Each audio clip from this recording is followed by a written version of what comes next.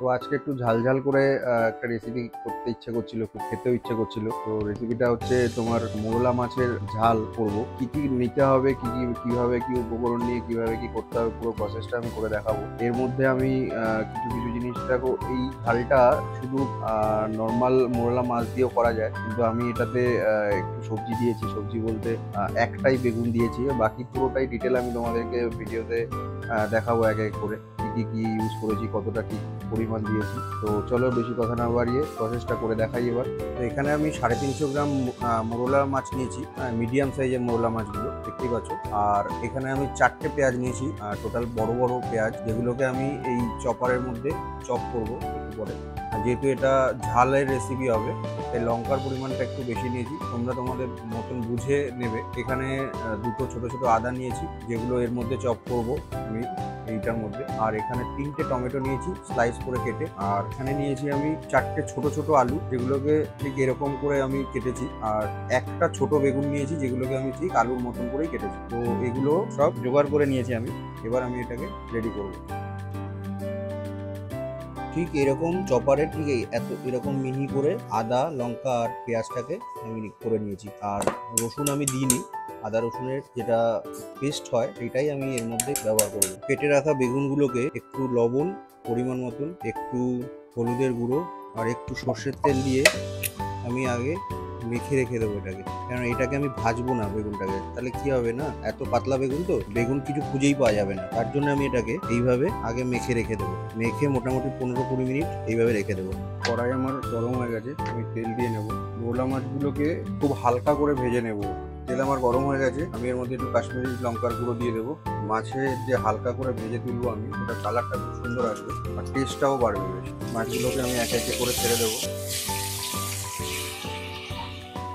এই মাছগুলোকে আমি আধা ঘন্টা আগে হলুদ লবণ আর সর্ষের তেল দিয়ে মেখে রেখেছিলাম। দেখতে হবে মাছগুলো ভাজাটাও খুব সুন্দর টেস্টি হবে। খুব কড়া করে ভাজবো না, একদম হালকা করে ভাজবো, লো ফ্লেমে। মাছগুলো আমার ভাজা হয়ে গেছে, খুব বেশি কড়া করে ভাজবো না বলেছিলাম। এরকম অবস্থায় আমি মাছগুলোকে নামিয়ে নেবো।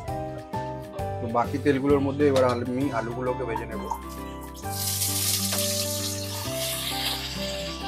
পরিমাণ মতন লবণ দেব, একটু সামান্য হলুদ দেবো, ভালো করে নেড়ে দেবো মিডিয়াম ফ্লেমে। এটাকে 4 থেকে 5 মিনিট ভেজে নেব। তো 3-4 মিনিট হয়ে গেছে, আলুগুলো হয়ে গেছে, দেখেছো লাল লাল করে ভাজা। এগুলোকে এবার আমি তুলে নেব। কড়াই তো আমার গরম ছিলই, একটু তেল অ্যাড করে নেবো এর মধ্যে। তো তেল গরম হয়ে গেছে আমার, এর মধ্যে আমি এলাচ লবঙ্গ দারচিনি দিয়ে দেবো 2-4টে করে। চপ করে রাখা লঙ্কা পেঁয়াজ আদাগুলোকে এবার দিয়ে দেবো। খুব ভালো করে নাড়িয়ে দেবো আর লো ফ্লেমে করবো। লবণটা একটু পরে দেবো, এখন লবণ দিলে একটু জল ছেড়ে দিতে পারে, তো একটু পরে লবণটা অ্যাড করবো। তারপর বাকি মশলাগুলো এক একে অ্যাড করবো। এটাকে 2-3 মিনিট একটুখানি হতে দেবো। স্বাদ মতো লবণ আমি এর মধ্যে দিয়ে দেবো, খুব বেশি লবণ দেবো না, কারণ এর আগে আমি আলু ভাজা এবং ইয়েতে লবণ দিয়েছিলাম। অল্প কাশ্মীরি লঙ্কার গুঁড়ো দেবো, একটু হলুদ দেবো,